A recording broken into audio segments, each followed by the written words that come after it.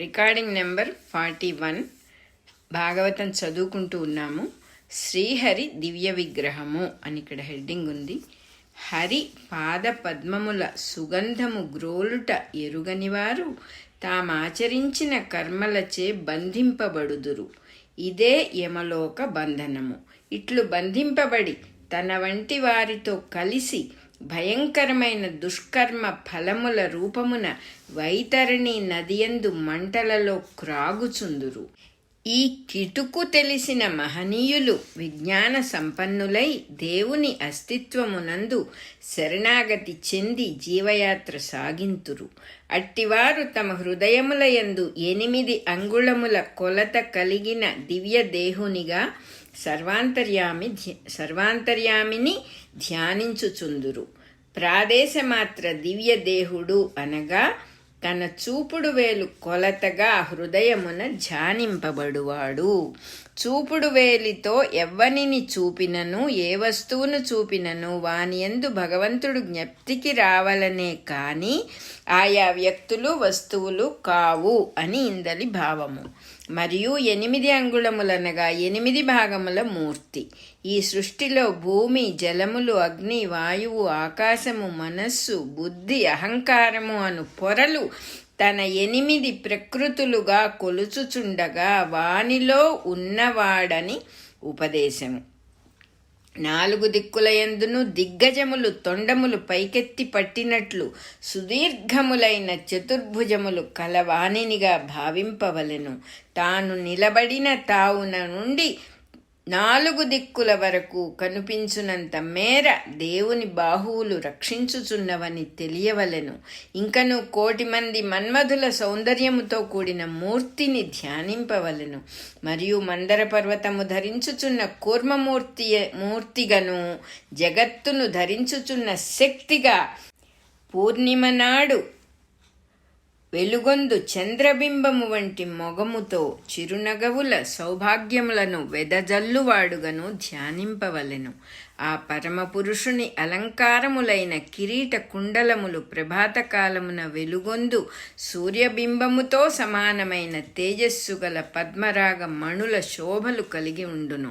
వక్షమున శ్రీవత్సము అను పేరుగల పుట్టుమచ్చయు, కౌస్తుభము అను మణియును, మెడలో మణిహారములును, నిరంతరము పరిమళములు వెదజల్లుచున్న వనమాలికలతో నిండైనవాడు, పలు విధములైన భుజకీర్తులు, కంకణములు, పాద నూపురములు కలవాడు. నడుమున దట్టి గలిగి వ్రేళ్లకు రవ్వల ఉంగరములతో మెరయుచుండును. నల్లనై వంపులు తిరిగిన ముంగురులు నుదుటిపై పడుచుండును. నెలపొడుపు చంద్రుని వలె చిరునగవు కనిపించును. నిండారిన దయార్ద్ర దృష్టి చేతను, కనుబొమల కదలికల చేతను నిరంతర సౌభాగ్యము, లోకములను అనుగ్రహించు లక్షణము తెలియచుండును. తన పాదములు మహాయోగుల విప్పారిన హృదయ పద్మముల నడిమి బొడ్డున నిలిచి ఉండును. అతడు ఆనంద స్వరూపుడు. 100 కోట్ల సూర్యుల తేజము కలిగి సమస్తమునకు అధికారము కలిగి ఉండును. ఈ పరమేశ్వరుని రూపమును ధారణచే నిలుపుకొనవలెను. పాదములు మొదలుగా ఒక్కొక్క అవయవమునే నిరంతరము ధ్యానించి సాధించుకొని అటుపైన సమస్తమును సమన్వయించుకొనిన రూపమున తనను నిలుపుకొనవలెను. పరిపూర్ణమైన నిశ్చలమైన భక్తి యోగము సిద్ధించు వరకును దీనిని సాధింపవలెను. అటుపైన తాను దానియందే నిరంతరముగా నిలిచిపోవును. ఇది శ్రీహరి యొక్క దివ్య విగ్రహమున ధారణ చెందు విధానము. ఇచ్చట శుకయోగి 2 విధములైన ధ్యాన రూపములను ప్రత్యేకముగా ఉపదేశించెను. అందు మొదటిది హరి యొక్క విరాట్ విగ్రహము, రెండవది హరి యొక్క దివ్య విగ్రహము. మొదటి రూపము ధ్యానము చేయుచుండుట వలన లోకమునందగల సమస్తమునందును భగవంతుడుండుట ధారణలో నిలుచును. దీనినే విశ్వరూపమనియు విష్ణుమూర్తి అనియు చెప్పుదురు. విశ్వంబు విష్ణుండు అను ప్రథమ స్కంధమందలి ఉపదేశము, విశ్వం విష్ణు అను సహస్రనామముల యందలి మొదటి మంత్రము యొక్క ఉపదేశము కూడా ఈ విశ్వ విరాట్ రూపమే. అర్జునునకు కృష్ణుడు చూపినది కూడా విష్ణు రూపమే.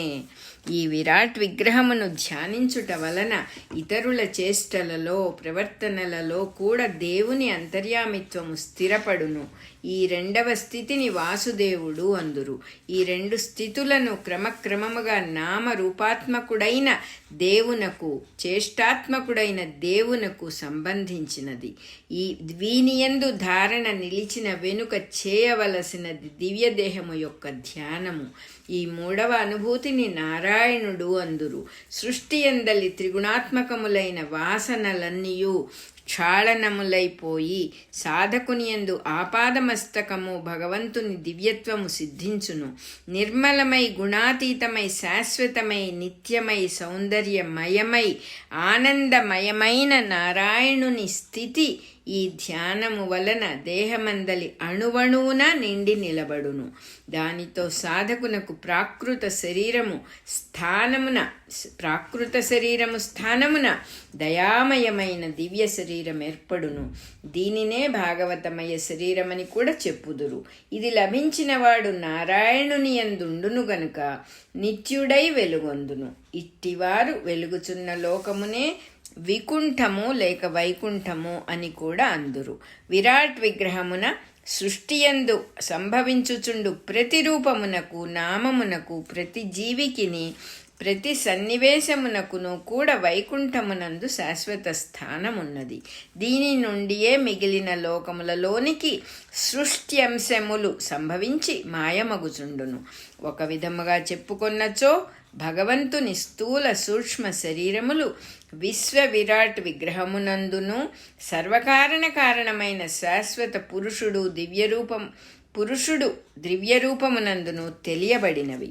ఈ దివ్యస్వరూపమున తాను నిలబడుటకు ధారణ చేయవలెను.